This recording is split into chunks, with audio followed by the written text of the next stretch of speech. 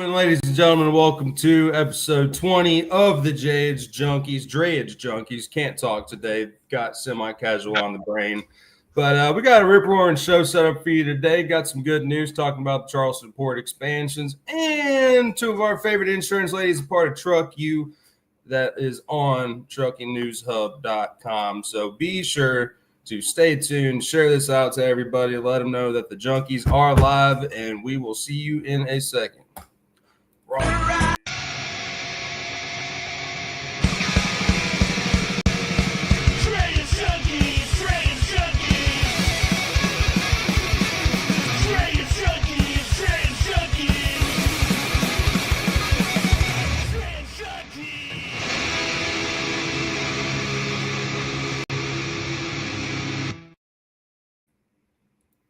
What's up, dude?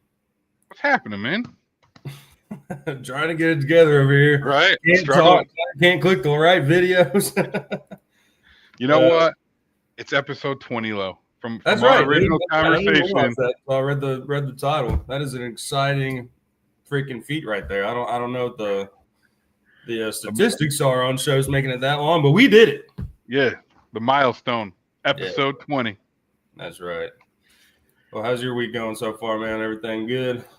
Good, man. I'm just I am pumped for semi-casual. Even more pumped that Ethan's going to be joining us as well. Heck yeah, dude. And I'm excited, man. Got some more QR code business cards printed up for Trucking News Hub that we can hand out. And yeah, man, I'm happy to see you again live in person as well, man. That's what I'm talking. Dude, yeah, it's been a whole 7 days, man. A whole 7 days.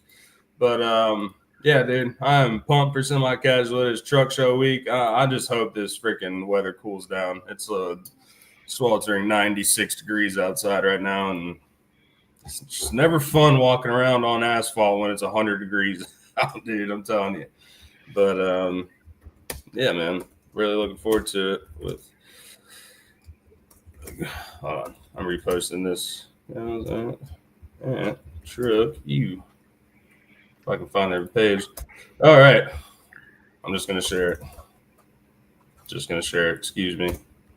All right. In the news today, like I said before, Mr. Dirty Dray types up a nice little bit over here on the insider edition of truckingnewshub.com. And today we're going to be talking about Charleston Harbor Deepening Project receives final federal funding. The South Carolina Ports Authority has officially received final federal reimbursement for the Charleston Harbor Deepening Project, marking the successful completion of a monumental effort. The milestone is the accumulation of strong collaboration among federal, state, and local officials, with a special acknowledgement of the consistent support of Senator Lindsey Graham, who has been a key advocate since the project's inception in 2011. The $580 million project was executed on time and within budget, a rare achievement for a project of this scale. The U.S. Army Corps of Engineers Charleston District played a crucial role, completing the largest project in our district's history on time and within budget is a testament to the strength of our partnership with South Carolina's Port Authority. Senator Graham and other federal leaders said Lieutenant Colonel Todd Mainwaring, District Commander for the U.S. Army Corps of Engineers, Charleston District. The deepening project has enhanced South Carolina port's competitiveness on a global scale by deepening the harbor to 52 feet. That's pretty deep. Pretty dang deep. The Port of Charleston can now accommodate the largest container ships in the world at any tide. That's freaking awesome. I know you're excited about that, Mr. Dray.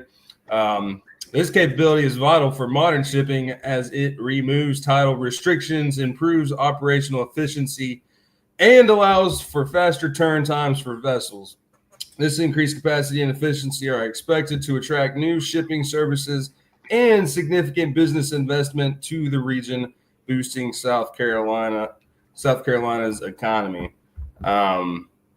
This achievement solidifies Charleston's position as a critical port on the East Coast, prepared to handle the demand of a growing global supply chain. The project ensures that South Carolina ports remain a leading economic engine for the state, generating jobs and opportunities for years to come. Well, and the cool part about this too is not only is it deep enough to handle one ship coming in, it's actually wide and deep, so it can actually be 2-lane traffic. Where because there was actually a picture that they posted a couple weeks ago where it had the two largest vessels that the port had received literally passing each other. One was going out and one was coming in. That's So it's crazy. pretty, it's pretty awesome. That's a big port right there, dude. That's like, because I mean, if you haven't seen those ships in real life, they're not like little dinkies out here, man. Like, and little barges don't even compare. I mean, these are freaking skyscrapers. Yep. But, and then, so yeah, good things coming here. And then with the addition of the direct rail coming out of the Hugh Leather terminal in the old Air Force base down in Charleston, that's gonna be huge as well. So a lot of good things. Good time to be in drayage on the East Coast and definitely in the Charleston area. So heck yeah. Well, once again, y'all can find this on TruckingNewsHub.com's Insider Edition. Make sure you get on there and poke around, and we will get to these gals on Truck U. As you can see, they wrote up some stuff about drayage, so that's exciting times. So I guess we'll go ahead and remove this, and we'll go ahead and bring our guests on. You ready there, Mr. Talamo? Absolutely. With all the stuff that's going on in the news with truck accidents and everything that's happening, we thought this was a perfect opportunity to bring on our favorite insurance gals from UCI, United Commercial Insurance, as well as the authors of Truck U. So without further ado, Jessica and Natasha.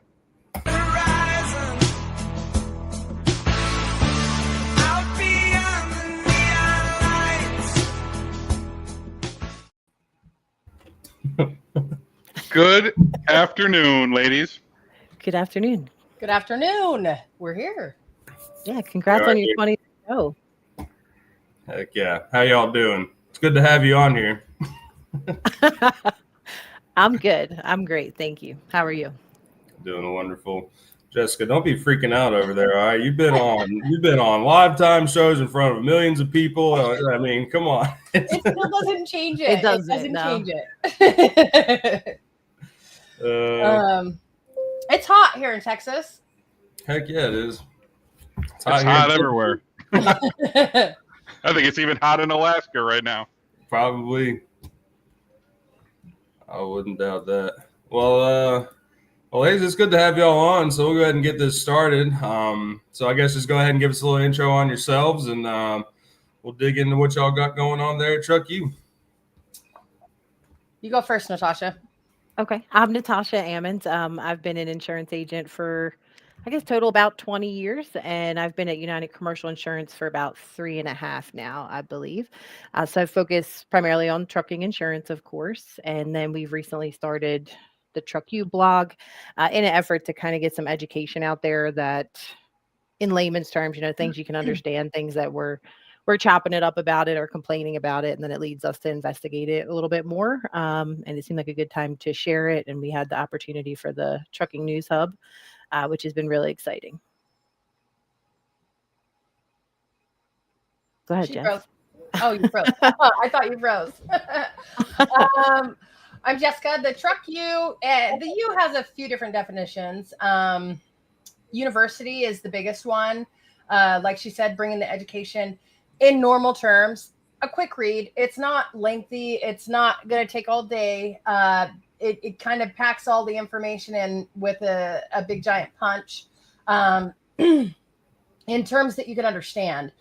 Because and she's right, on the daily we get these questions, we review them, and we're like, hey, we throw topics on a sheet because, I've not heard of this before, or I've never been asked this question before, or this question has come up in every single call today. Whatever the case is, we just figured that getting the education out there so that people truly understand what coverages they need or what they do have, because a lot of folks, you get the insurance because it's a need, not because you get it. And we just want to make sure that you're appropriately covered. And then, yes, I'm an agent at UCI. I actually started with UCI, I think it's 4 or 5 years, 2021, 4 years ago in September. And I grew up in the industry. So my mom was actually just telling me a story this morning. We have morning phone calls. She's in Idaho still, but I'm in Texas. And she was telling me about how we were talking about residential delivery, which we'll get into that a little later on, and truck tractors and how much that may not necessarily cross your mind in certain areas. But she was talking to me about how my dad was driving truck, and they would definitely go into residential for that top rack of Budweiser or something like that. And I was like, Mom, you're not supposed to tell me that stuff. But yeah, so it's definitely been some topics and stuff that we really appreciate. They come from all over in the industry. Sometimes it's questions we're asked. Sometimes it's questions that pop up and we're like, hey, why does this work like that? So yeah. Well, as the founder of TruckingNewsHub.com, I appreciate what you guys do. You bring, a lot of people think of insurance and they think of like, oh, insurance, like you said, right? It's something you need, but the education that you guys provide, great reads. I love the articles you guys do and the information that you guys share. And super pumped to partner with you guys with with TruckU. It's right off the bat, I saw it was going to be essential. And what you guys do was providing that information is awesome. So congrats. Yeah, thank you. Thanks. So I'll go ahead and get started and just say that, with all the stuff that's going on in the news these days with, the different accidents, and most recently the guy that decided to do a U-turn in the middle of the Florida Turnpike, and, unfortunately loss of life for those innocent victims in that van, just made me think about, insurance, right? And I thought it was a great time to have you guys on the show to not only talk about insurance in general, but mainly, as you think about drayage, right? Because there's a lot of over-the-road carriers that get into this and don't really understand that there's more to the insurance side of drayage when you think about UIIA. So who better to bring on and talk about it than my very own insurance company that insures Cleve's Logistics. So we appreciate you guys. And then also talking about some things that pop into my head, right? And you just mentioned one of them a minute ago, and I don't think people realize that you need different insurance if you're going to be running inside residential neighborhoods. And we see a lot on Facebook posts, LinkedIn posts, stuff like that, where drayage carriers are posting stuff where they're delivering home deliveries to residential areas. And they need to make sure that they're covered from an insurance standpoint. So I will open it up to whoever wants to kick it off and go first. Go ahead, Jess. I would kind of start off by saying for the first half of my insurance career, I wrote primarily new ventures, like you just got your DOT number, and they may or may not want to do UIIA. So I spent a lot of time saying no, because that's 90% back then was Progressive or Berkshire Hathaway. Berkshire would do it, but it was really expensive.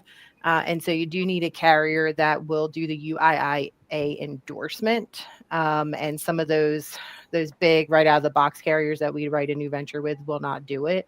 And so since I've been with UCI and had access to other carriers, we've been able to do that. So I kind of learned a lot about it, especially from Jessica, once some of those other carriers were available. But they're kind of like my nemesis. Everybody wanted to do it, especially when the Amazon crazes started. And so everybody wanted to do UIIA, and then, Progressive just like hard no. And if you quoted it with some of the other carriers, really expensive to get all the coverages. But Jessica definitely taught me a lot about it, and some of the carriers that'll allow you to do it without charging too much for the endorsement itself, as long as the coverages are in line.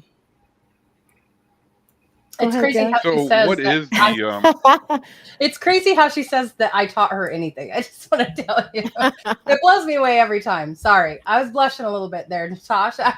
She's definitely got more time in the industry in insurance than I do, hands down. I just have the trucking family side that is there. And so we pair those two together. But I've learned a ton of stuff about insurance from Natasha as well. I do go into these little niche things that I nerd out on every once in a while. Okay, all the time. About once a month. Once a month, yeah. About once a month, I take on this big project. I don't get any of this. Let me see if I can figure it out. I will say that it's a win-win.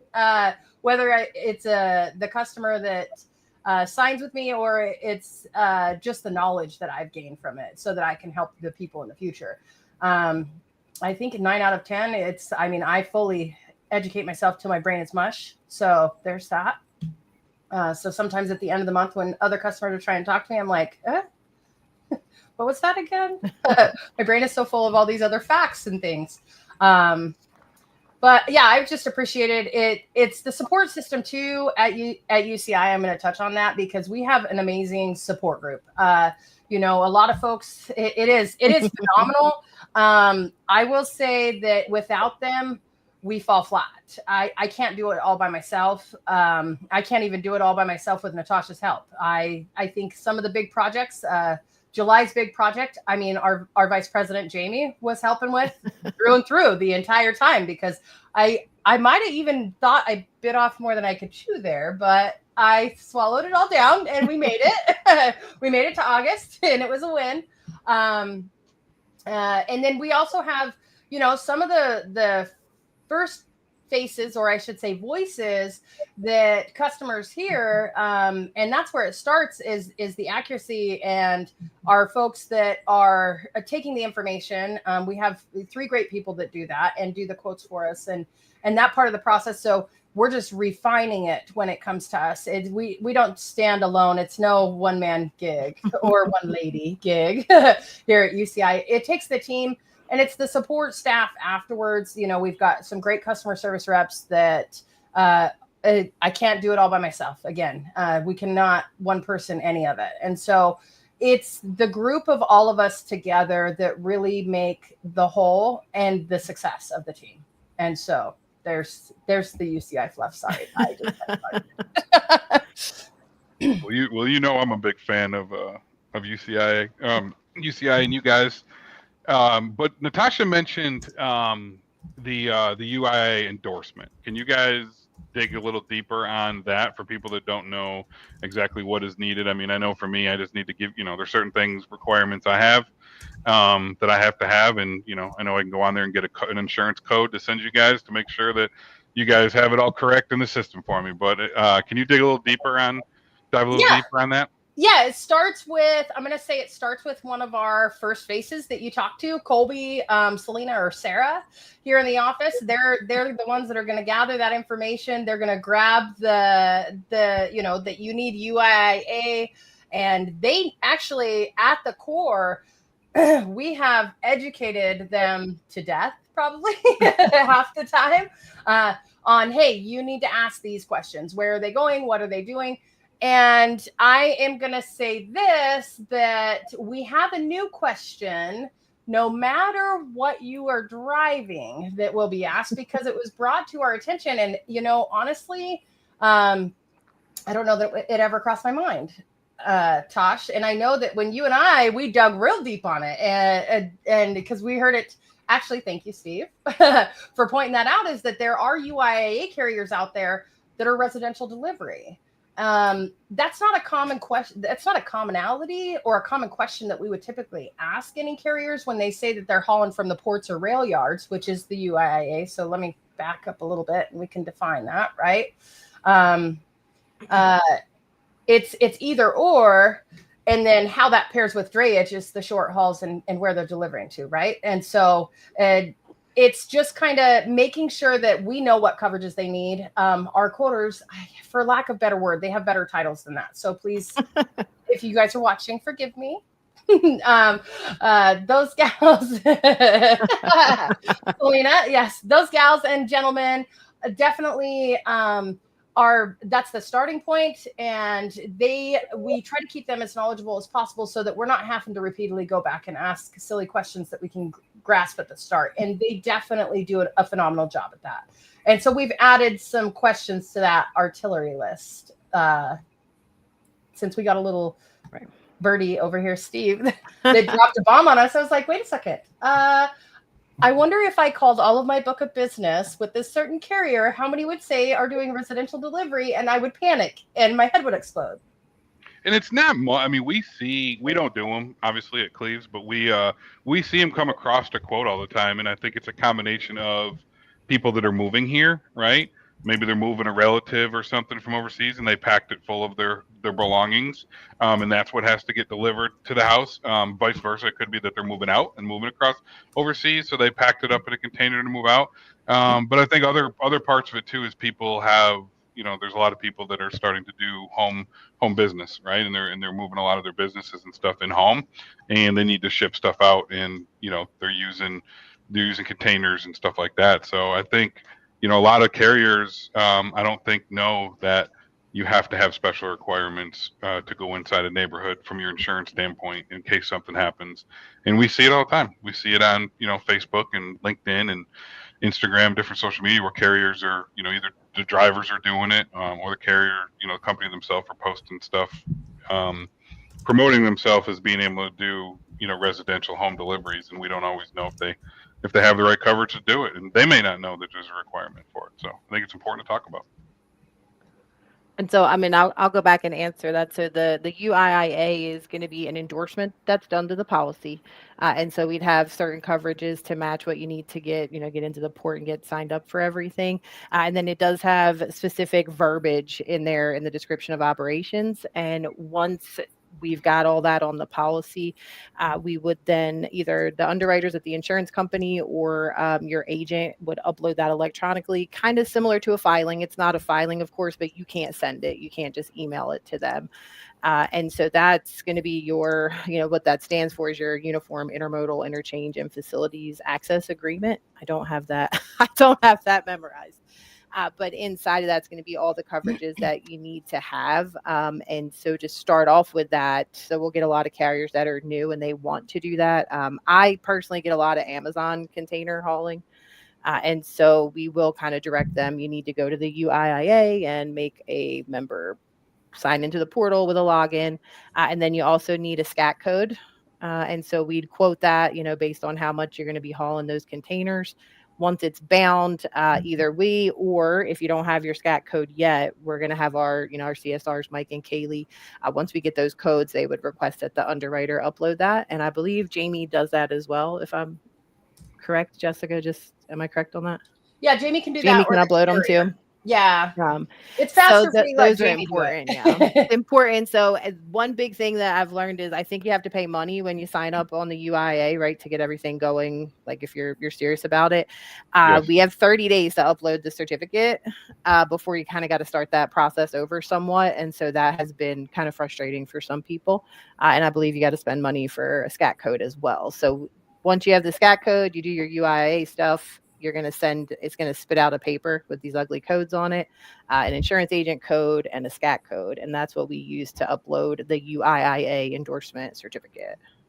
Yeah, SCAT code is every 2 years. You have to renew it. And then UIIA is every year. I remember our first year in business, I totally forgot about UIIA. It was before I got everything like auto-populated to, for auto renew. And we went to gate in one time and it was like, oh, your UIA is expired. I'm like, huh? So now it's on auto renew where it is auto renews every year. But yeah, UIA is every year. Everybody wants a piece of their money, Everybody's got their hand in the cookie jar, but it's important. I mean, you got to. Yeah, it's an interesting portal. I haven't logged in, but people sent me screenshots. Like, what do I check off for these equipment providers? And so I'm not sure if people could use maybe your expertise on some of that. There's a couple of them that have much higher cargo limits than the 100,000, and that can hold up the process of getting that certificate through. The underwriter wants to know if you need 250 for SAR-Jack Container Lines Limited. That's usually the one that slows me down on mine. So you do want to make sure you've picked the correct provider so that it doesn't slow down the process if you don't have the right coverage for it. Yeah, definitely Don't just go in and select all, which is the trend. I haven't been in there a while, but some people send me screenshots like, please help. And I'm doing my best to help. And so there's a lot of equipment providers in there. And so if you're not sure, it's kind of like people checking off all the cargo on their MCS 150 when they set it up for the first time, just because they're not sure exactly what to do. And by equipment provider, you guys are referencing, mainly we'll call it the steamship lines. Maersk is in there, MSC is in there, all them. And then you also have, if you're doing rail, right, you also have CSX, it's in there, Norfolk Southern, it's in there. But there is a lot of a lot of stuff in there that you may not be doing, right? So to your point, Right. don't go in there and just check all, right? Because you have a bunch of tanker vessels that, unless you're going to the port to, load up fuel or oil or something like that, you don't need that, right? If you're not moving cars, right, you don't necessarily need to go in there and select the equipment providers that are doing, that are bringing the BMWs over here or whatever. So yeah, knowing your business and what you need to select. I'm sure we have a handful of them that we have selected that we haven't pulled for, but at the time we wanted to make sure we had them. But yeah, there's that, and then you also have, part of that as well is the your chassis interchanges as well, because a lot of people don't have, a lot of people use rental chassis or chassis pools, if you will, so they all have to be listed, on your insurance as well. In addition to the actual equipment providers at the port themselves, the vessels that are bringing it, you also have your port stuff on there, your chassis stuff on there as well. That's the biggest holdup that I get. I like that how she gets the 250K cargo. I don't usually get that one. It's, did you really need 75K in trailer interchange? Well, I don't know who you selected. I can't see that. Do you really need it? Are you going to pull for that person? That's usually what the hard part is a lot of the newer UIIA carriers. They're like, well, what do I need? And it's like, I don't know what your business plan. You got to tell me, who are you going to pull for? You don't know because you're new. Do you want to be available for all of them? Are you prepared to be available for all of them? Like you said, Steve, some of them, you don't need cars, you're not going to be doing that. And so certain things definitely define those selections. Mm-hmm. Well, and I think COVID is what probably started a lot of this conversation with insurance companies, where people didn't have a clue what they were doing, because the rates were just so high on the drayage side of it that people were coming off the road and getting into this. And like I said, if you're a regular over the road driver or flatbed driver, whatever, you get into this, there's so much more to it, and people didn't have a clue, right? To your point, what liabilities they needed, because there's a difference. Most, everything we haul is under $100,000 in cargo, but there are some stuff out there that we'll see that comes across that, and they disclose it before they send it to us to quote, like, this is a really expensive piece of, plastic that's inside this container, and it's valued at $300,000 or whatever. So they disclose that. So let's talk about and Hunter, I can stop for a minute here if you wanted to chime in with anything before I. No, I'm just listening. I don't know anything about the insurance. Hunter, you're always quiet when we come on. I know you got to nerd out at some point. PCT logistics, we could touch on that. You guys do a lot of reefer, so there's reefer breakdown involved, and I'm sure you have to look at the COIs, and we could kind of make it fit. I know we have 250,000 cargo, and that's about it. But let's talk a little bit about Truck U. Hunter, if you want to pull that up, and either Jessica or Natasha, if one of you guys want to talk about, because you guys had a great segue into the show today with your actual post about drayage hauling. So if you guys wanted to touch on that article and just a little bit more about what Truck U is and what you have to offer with it. Let me pull up the post. So I'm going to say, not touching on that. The Truck U, kind of how I'm going to touch on a little bit more how it came about. Well, Natasha and I kind of nerd out after hours a lot and before, and just talking about all this different stuff. I'm a little unhinged. I think everybody knows that. I didn't say Jessica sassy today, but I definitely have some sass today. My coworkers know it. Steve got a little taste of it right before the show. Oh, is that today? He's like 43 minutes. I was like, I've already been ready. So a little unhinged, a little bit more on, I guess, I don't know how I'd want to read it. The things that I'd like to see, the things that are not usually presented in the way that we present them, I guess, which is a little bit more, I don't know what the best word for it is. Maybe relaxed is a little bit of a better word. Point blank. And how we talk to customers, really just direct, like, hey, there's no reason to use super big words or things that don't really make any sense. So that, we're just explaining it in the easiest way possible. And kind of like how we talk to each other, in my opinion, I think so. And so this one's pretty much just what, pulling together. So Jessica for me, most of my UI stuff on the carriers that I have policies for nobody's ever said anything other than I'm hauling Amazon containers. And so I know Jessica's probably got some policies a little bit more like drayage or whatever. But most of the people I have UIA endorsements on are hauling Amazon containers. 25 to 50 mile loop is kind of what they're doing from the port to wherever it goes and back. And so that can vary a lot for me, but most of my guys, if they already haul Amazon trailers, it's kind of a hop, skip, and a jump to, in their mind anyway, to those containers. When we talk at renewal, some of them are like, that was the worst thing I ever did. I don't want to wait in line at a port. I don't want it. People are crazy. Some people hate it and then some people love it is kind of the feedback I've gotten. So some of them will go from, I'm going to do that 5% of the time to that's the only thing I do now, depending on the state. I feel like there's a lot of those in Washington State. I've got a lot of just 100% UIA guys on a 20-mile loop.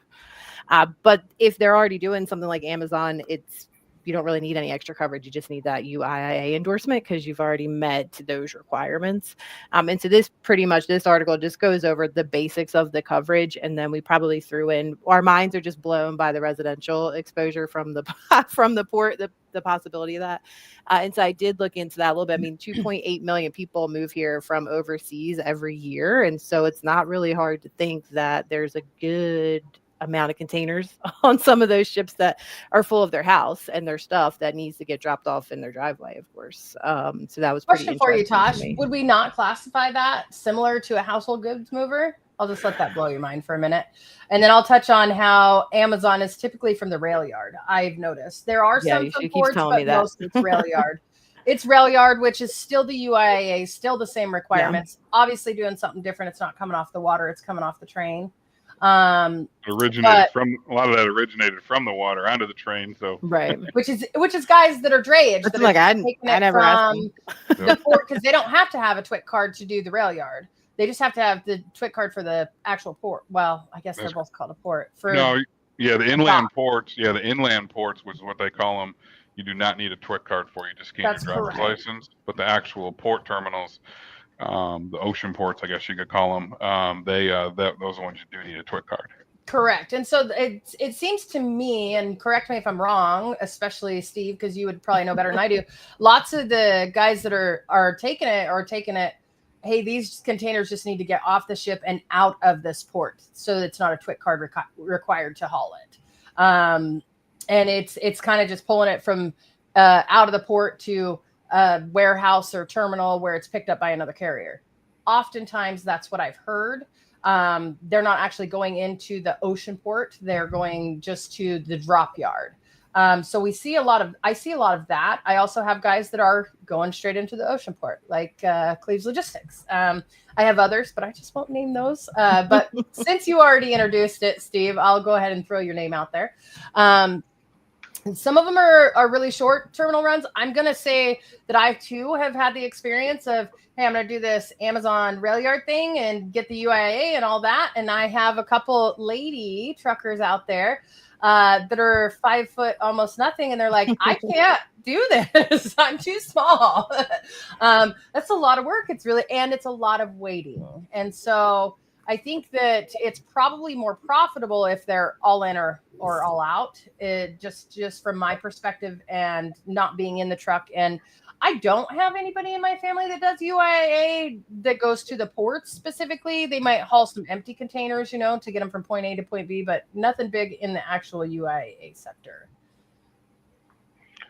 So yeah, back to your point a minute ago about the pulling them from the drop yard.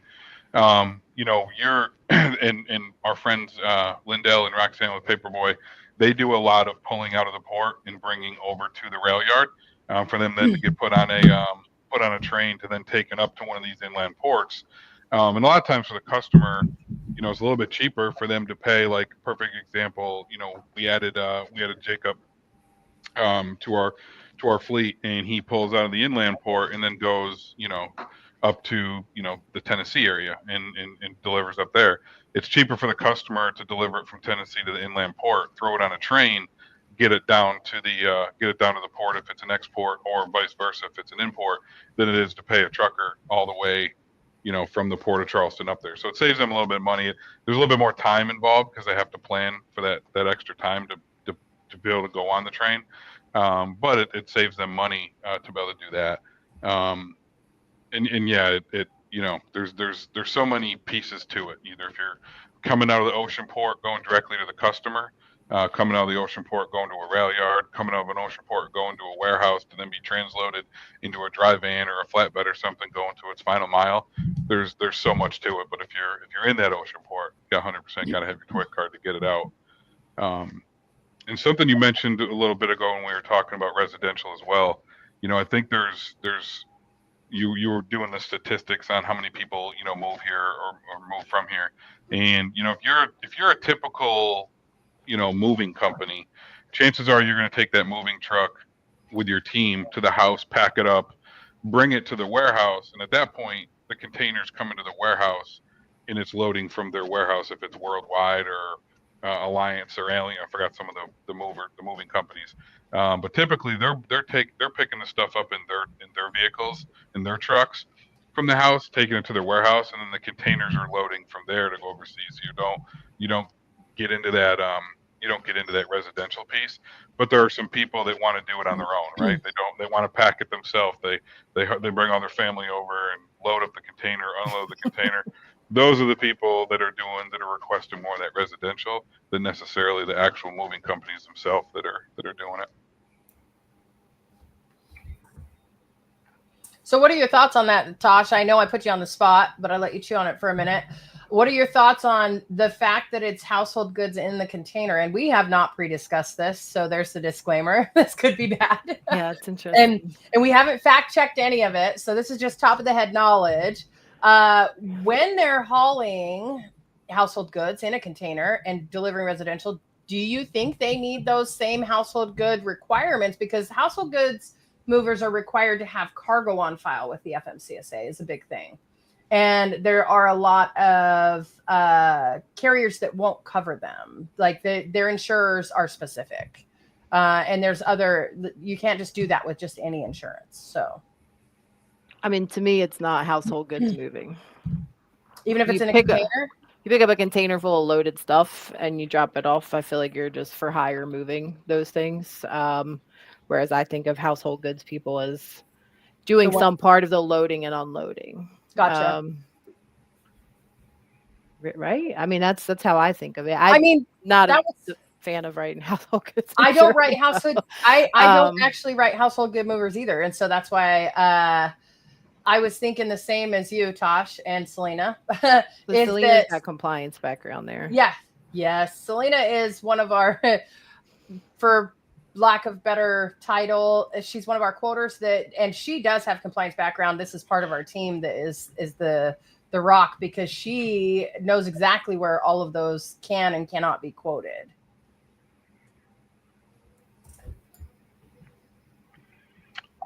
I don't know if did we bring up Carol's? I was just going to say Carol is one of our LinkedIn agent friends. And she said that. I just slipped it and sent it to Jessica. So TransGuard Mover's Choice. So that's pretty interesting. Thank you, Carol. I appreciate that. Okay. IT never saw that either. Okay. And so I guess the residential delivery or exposure question is one that we're used to asking on every box truck account, every hotshot account.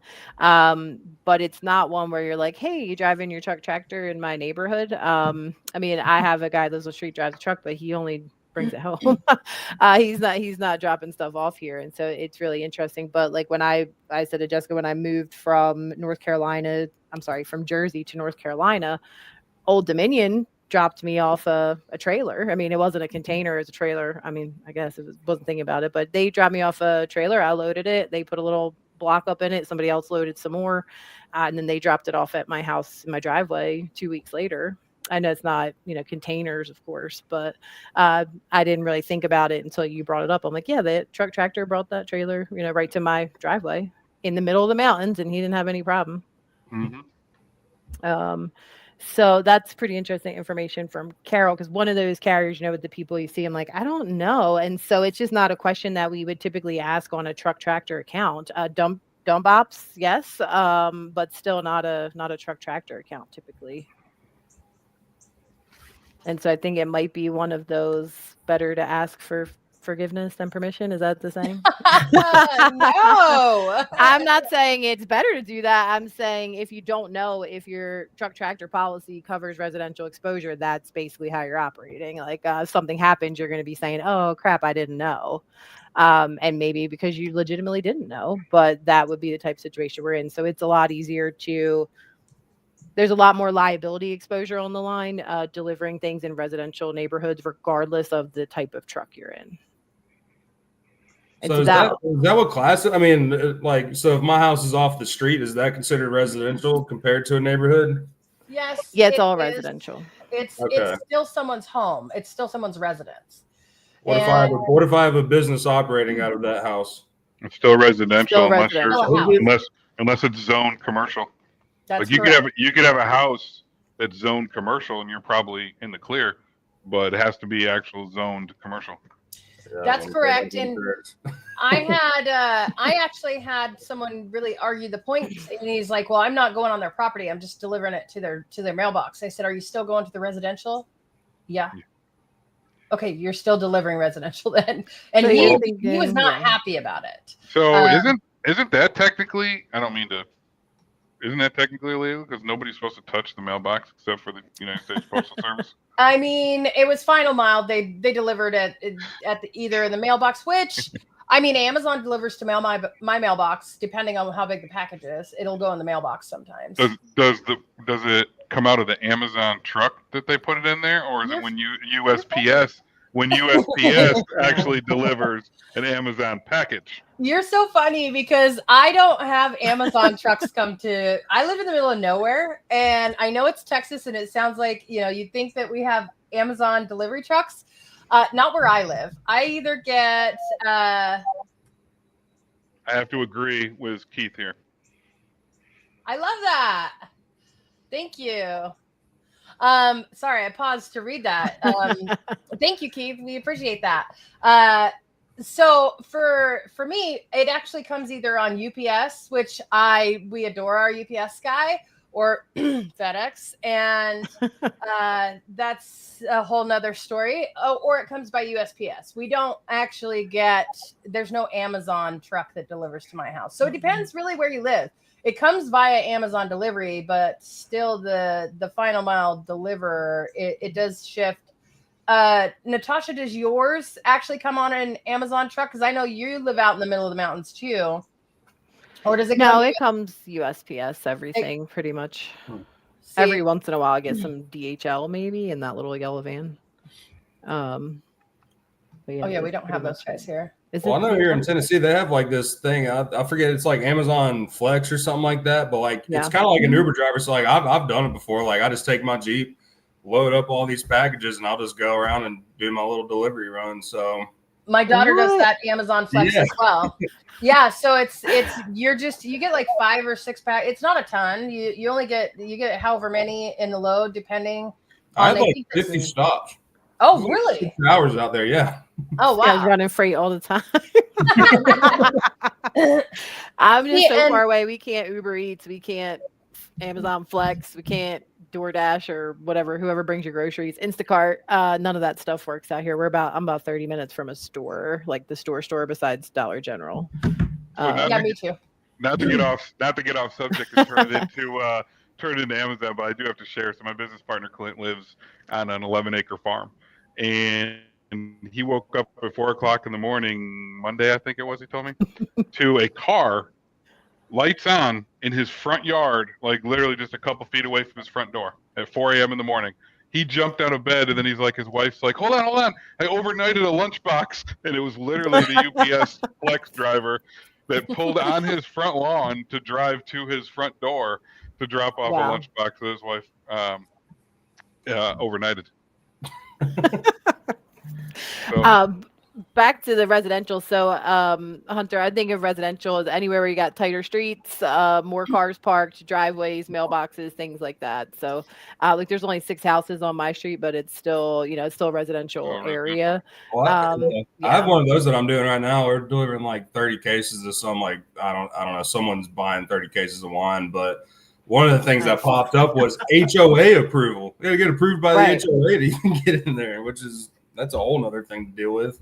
And that's a lot of stuff the household goods movers would have to deal with, which can make it pretty complicated. And the ones that we do have agents that like rhinos and know a lot more about it than us in the office, of course. But I do remember that some of them, the requirements on those HOA certificates, or if you're moving them into an apartment, can be really crazy, in my experience. But if you're going into a neighborhood at any time, there's just a lot more, if you think that, well, I don't know, it's tough on the highways these days too, but there's a lot more liability exposure. Correct. A lot more things, a lot of different type of liability exposure, which is not, well, they're rating for over the road business to business for hire trucking on your regular trucking policy or your typical policy. And so the residential exposure is basically not what you're being rated for, essentially. And so kids can run out, you can back over people's trees, mailboxes, bushes, hit their car, drive into their house, I guess. Lots of other things as well. And Carol, that was actually something that the pods, yeah, that we brought, that we Jessica and I were talking about as well. I mean, they're more of that's their job, right? It's more of the moving companies, same kind of thing. Those pods, the pods themselves, the actual quote unquote pod, they don't go on vessels and would go overseas. That would probably be one of those examples if they were putting it on that to be stored and then eventually go into a container to go overseas.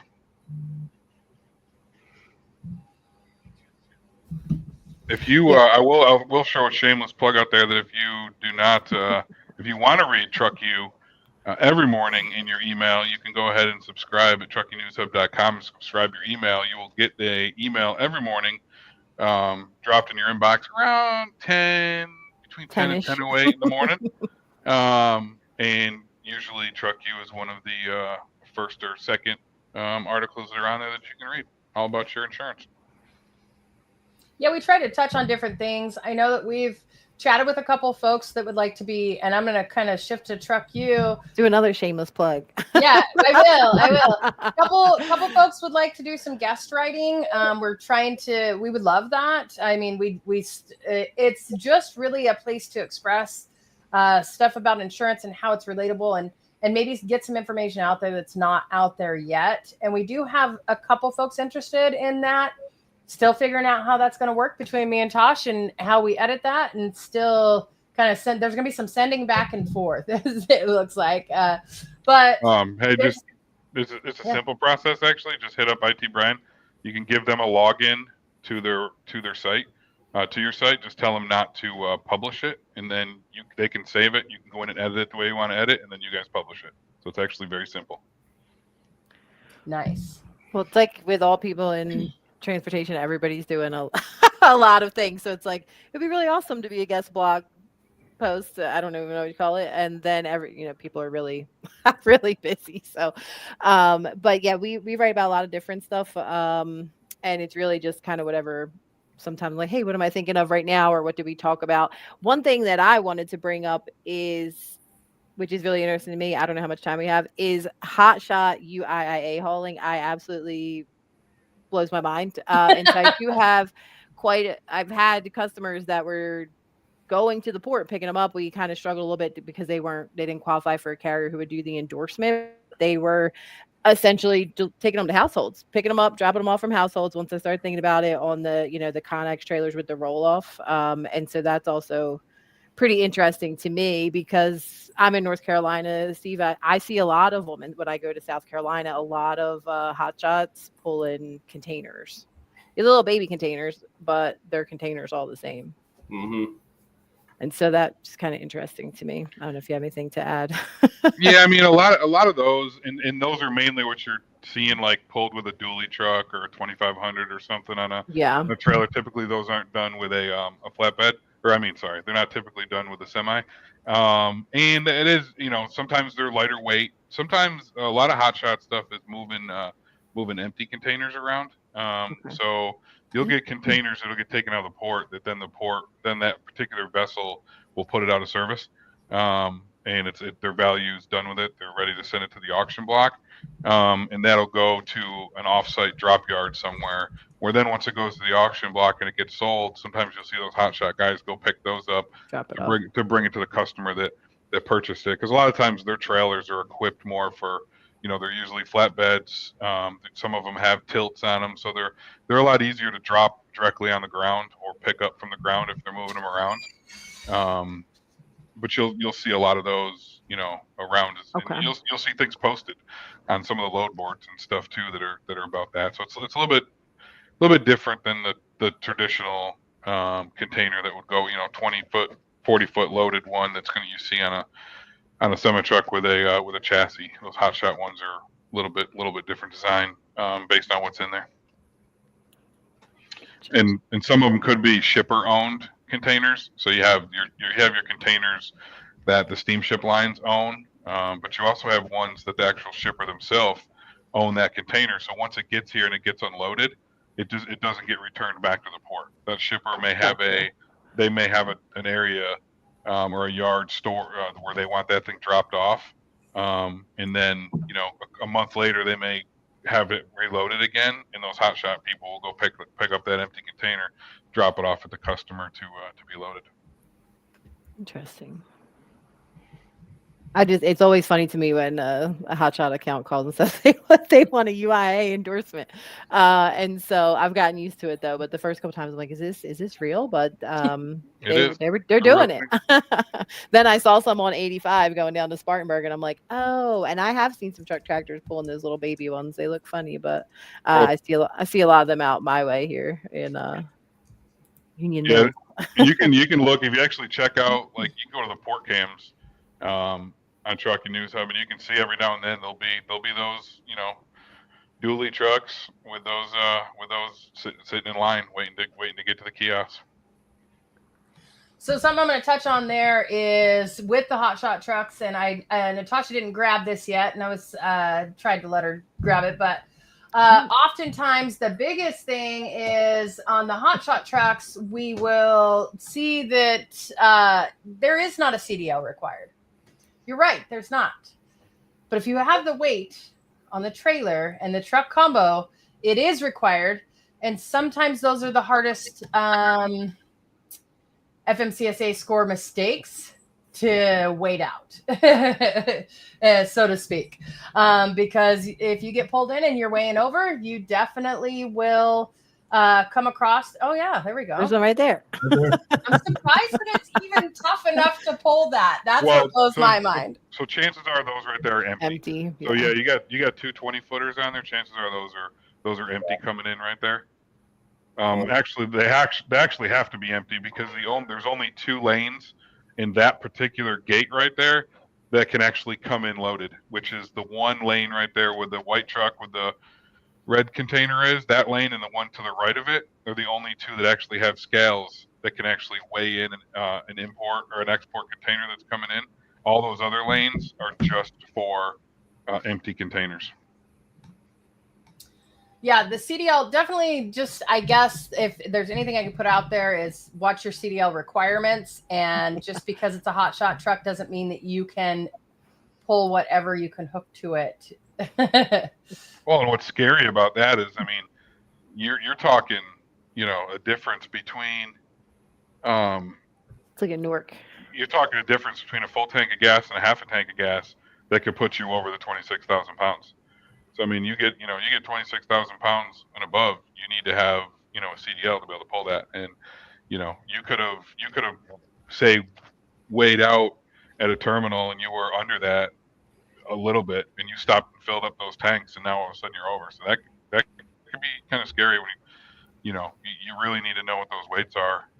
And that's why you see a lot of times people will try to lighten up their trucks as much as possible, right? They may take their bed off their truck and just have it, have the fifth wheel connected right to the frame, right? Because that's going to loosen up some pounds. They don't eat a sandwich before they head out because they don't want to overweigh themselves. So where's this? Is this Charleston you're showing? Yeah. That's Charleston. That's the Jersey looks so much dirtier, did it? Did well, it? yeah.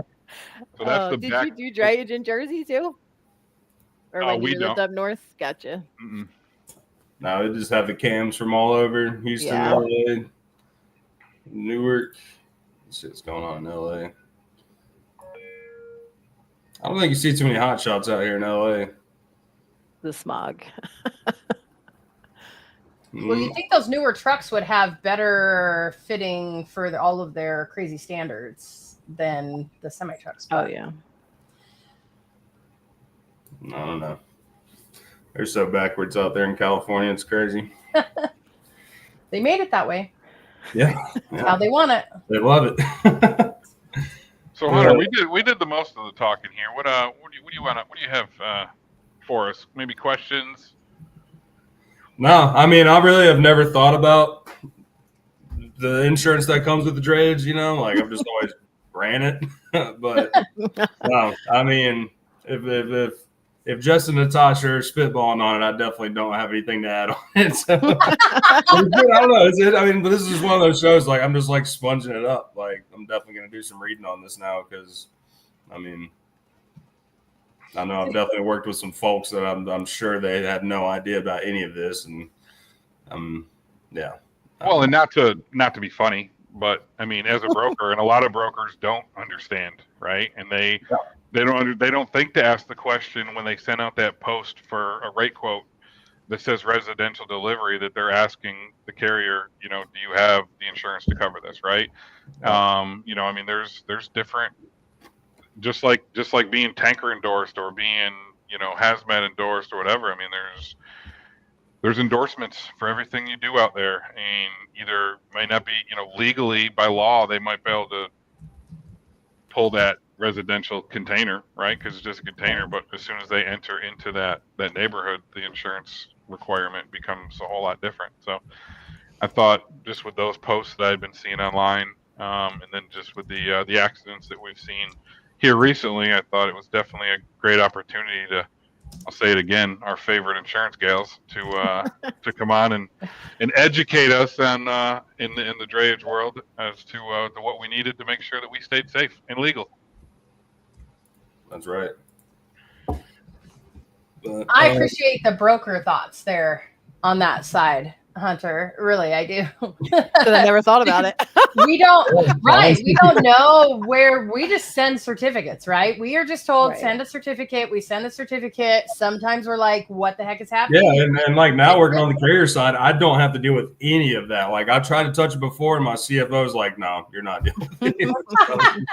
He checks all the back of the house things, so I'm just like, "All right, we have insurance." Or anybody I work with, I know to ask the minimum. And that's about it, and then just kind of learn along the way. But I don't know. I need to know this for when I start up my trucking company someday. So, What will you call that podcast? I don't know. Woodfin Express. Yep. So we're just coming upon our hour here. So, you know, love to start with you, Natasha. We'll go around the horn that way, and kind of closing comments, plugs, you know, anything we hadn't covered you wanna share. Where can we find you? I will say I like to shout out to your brother Brian because he helped me a lot getting everything going with the Truck U, and we spent like 3 hours on the phone one night, late at night, and he did not get frustrated. So, you know, AR Doc Pro did help a lot with that. Follow us on LinkedIn there, and you can find the blog everywhere on Trucking News Hub. And give us a call at UCI if you need quotes. We don't sell insurance. You know, we're not pushing insurance on that blog. It's just something that we enjoy doing and squirreling on and sharing information. But we do have an email there, and you can always call us at the office. Of course, all that information is publicly available. Fantastic. Jessica? Just I want to say thank you for you guys having us on. Of course, we can nerd out about insurance for days, and it's usually the most boring And I think Hunter and I've had this conversation before. Is insurance is rough, and yes, it is. And somehow we make it less rough. You do. You make it entertaining. I still don't understand half of it, but it's entertaining at least, right? I I didn't get too savage on the show, which is good. It's because we're midday. That's right. Just that, if you need help or if you have questions, we do have info@trucku.biz is a good email that you could email if there's something that you haven't seen that you would like to see. If you're interested in writing as a guest writer, or if you're like, hey, I don't know nothing about writing, but I have this question in my head. Can you guys, chat about it? And we will make sure that comes up in the upcoming blog posts. And like Natasha said, United Commercial Insurance. The main location is in Boise, Idaho.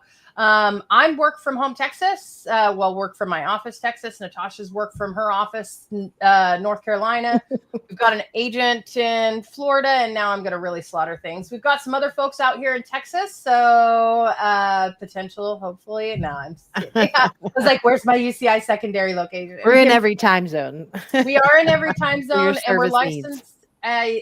We're licensed in all the states but like 2. I don't know. That's nerdier knowledge than me, so I'll let Natasha touch on that. We're licensed in basically all the lower 48 states almost, and we definitely are always expanding our options so that we have best placement for all of our customers, and we do shop for you every single year to make sure that you have the right coverages and the best fit for your business. Because I think, Steve, you could say UIIA and drayage, a little different, right? Similar. They may have some of the same requirements, but not necessarily the same thing going to the rail yard as it is going to the ocean port, right? So, and where that's headed, which is completely different from our reefer, right? Our reefer has their different requirements as well. And just because we all have, a trucking company, there's not a one size fits all for every single trucking company. You guys are all different and unique. And what builds you up definitely is a business, model that we try to respect and encourage. And we want you to have the best coverages you can get. Anyways, I'll shut up. We have the best coverage ever. Right. With entertaining agents. That you need, and hopefully you understand it a little bit better, than we started off, of course. Well, heck yeah. Well, appreciate y'all cutting it out with us as always. It's I appreciate y'all educating and keeping it entertaining. So I'm kind of we have a lot of fun. Huh? We have a lot of fun. If you can I know. Every time we see you. But appreciate y'all cutting out some time with us. Everybody, if you're watching, be sure to go check these 2 ladies out over at UCI and Truck U on truckandnewshub.com. I still got to get back and read a couple of those articles, but it's good stuff. I'm not just. You posted about the show, so I had to read it. I don't like to read that much, but you know what? I do like reading stuff like that. So it's kind of weird to write stuff. Sorry, yes. I was just weird. Like, you don't know how it's going to be received the first time you do that, and so it's pretty interesting. I think it's been pretty good. We don't really get a lot. We try to make them pretty decently short reads, so that they're not like. Because I'm like you, Hunter, you either got my attention or you don't. And you only got it for a little bit of time. And it might start out really great. And then I scroll to the bottom to see how long this is going to be. So, I know there's other people out there like that. And so that was part of like the factors that you have to keep my attention and how long is this going to be? Because I don't want, if I wanted to read a book, I'd go pick up a book off my bookshelf. And so for me, that's the biggest thing is we want to hit the key points and just have it be something enjoyable, I guess. Well said.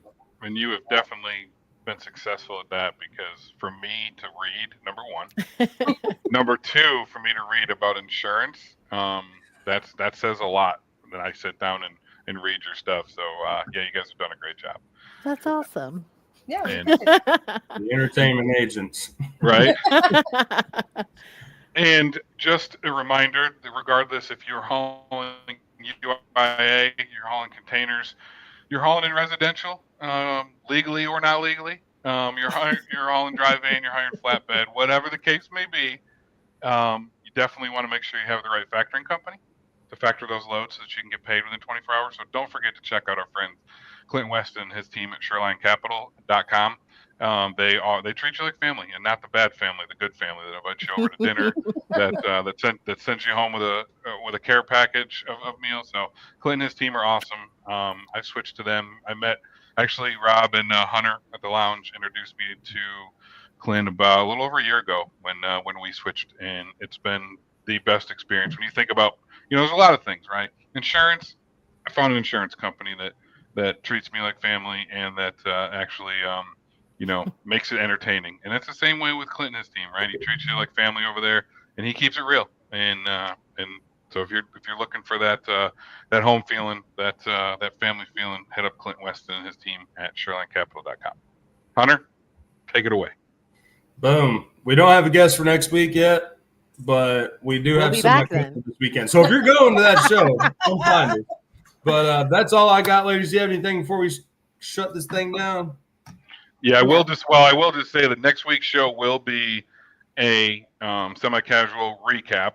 We're not sure the person that we're gonna meet at semi-casual that will then be invited to come on and talk with us, because it could be a driver we meet, it could be a vendor we meet, who knows, right? So we're gonna leave that day open, and it'll be somebody that we probably interact with at semi-casual as it becomes our recap show. So, boom. That's why Steve gets paid the big bucks around here. But, well, heck yeah. Ladies, once again, appreciate y'all kicking with us. Everybody watching, if you're just now tuning in, go back and rewatch the show, learn you something about insurance and truck you. But until next time, stay safe out there, keep kicking those cans, and stay junky.